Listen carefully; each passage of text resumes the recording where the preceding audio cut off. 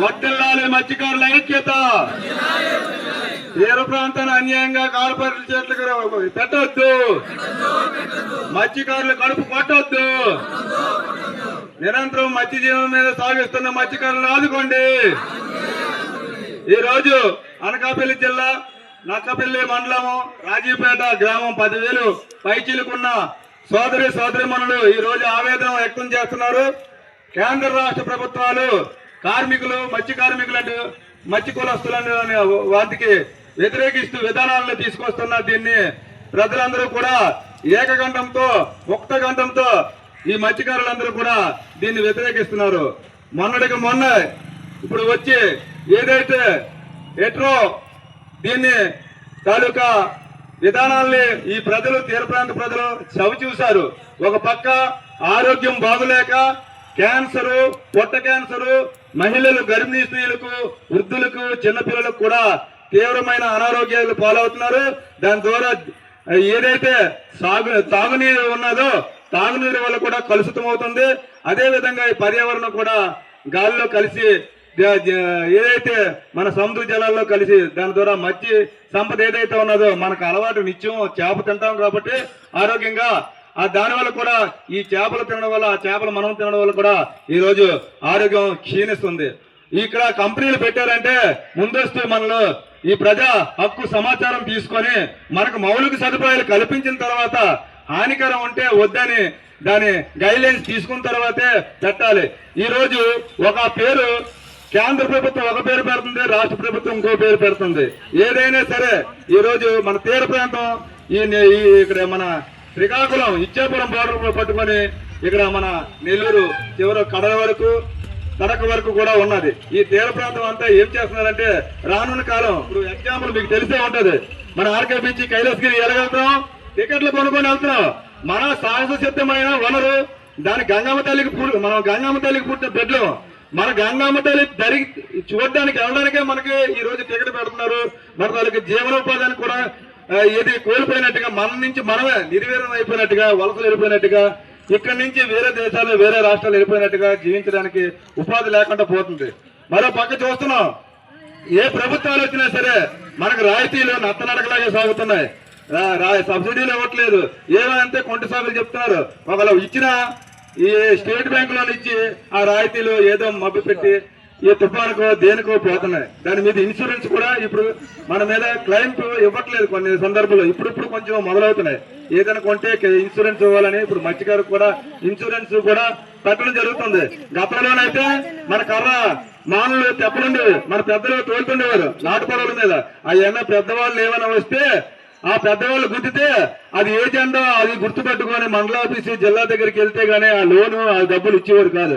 అలాంటి నాటు పొడవులు కానించి ఇప్పుడు వరకు కూడా మనం కొత్తదనాన్ని కోరుకుంటే యంత్ర పొడవులు, యంత్ర బోట్లు వచ్చాయి.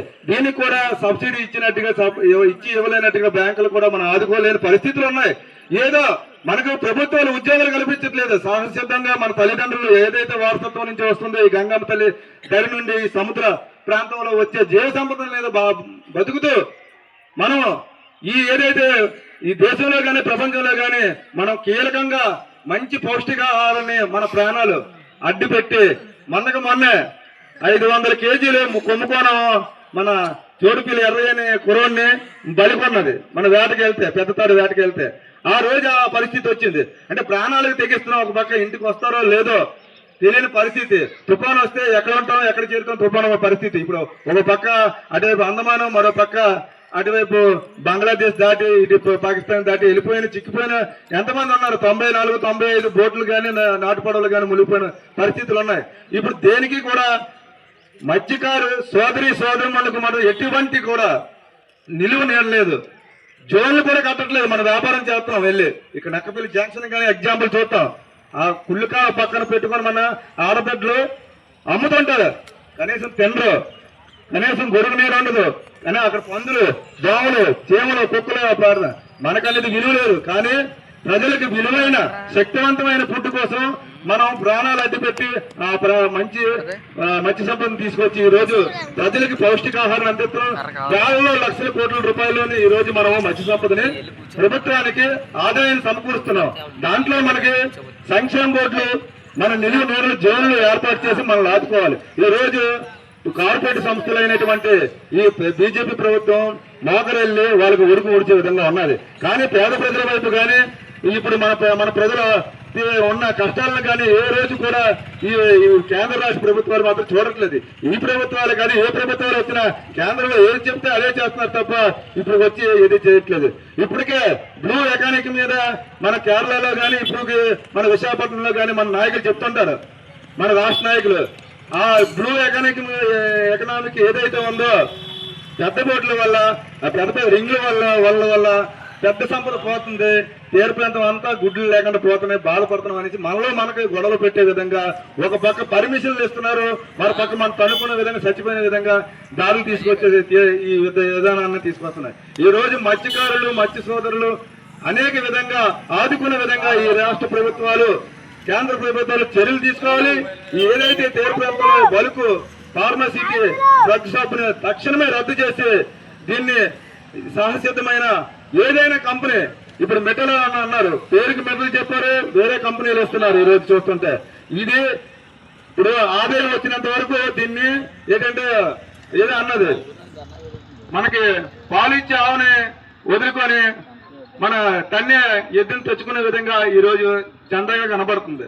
మనం ఈ రోజు పూర్తిగా మన పార్టీలకు అతీతంగా ఒక ఐక్యతతో కార్మికులు అందరూ కూడా మత్స్య సోదరులు అందరూ కూడా మనం అందరం కూడా ఒకే విధంగా ఒకే కంఠంతో మనం ఎవరు వచ్చినా సరే మాకు న్యాయం జరిగేంత వరకు మేము పోరాడతాం కలిసినట్టుగా. ఇక్కడ బలుగు కంపెనీలు తక్షణమే రద్దు చేసి మాకు సాగునీరు మౌలిక సదుపాయాలు కల్పించేంత వరకు పోరాడతాం. దీన్ని వెనక్కి తీసుకొని వేరే ప్రాంతంలో పెట్టుకుంటారో ఏం చేసుకుంటారో కేంద్ర రాష్ట్ర ప్రభుత్వాలు చూసుకోవాలి. మాకు అనుకున్న విధంగా మా సహజమైన ప్రాంతాన్ని మాకు ఇవ్వాలని ఈ సభాముఖంగా ఇది మన ఆంధ్రప్రదేశ్ మత్స్యకార సంఘం తరపు నుంచి మిమ్మల్ని అందరినీ కూడా మద్దతు పలుకుతూ దీన్ని బలపరుస్తున్నాం.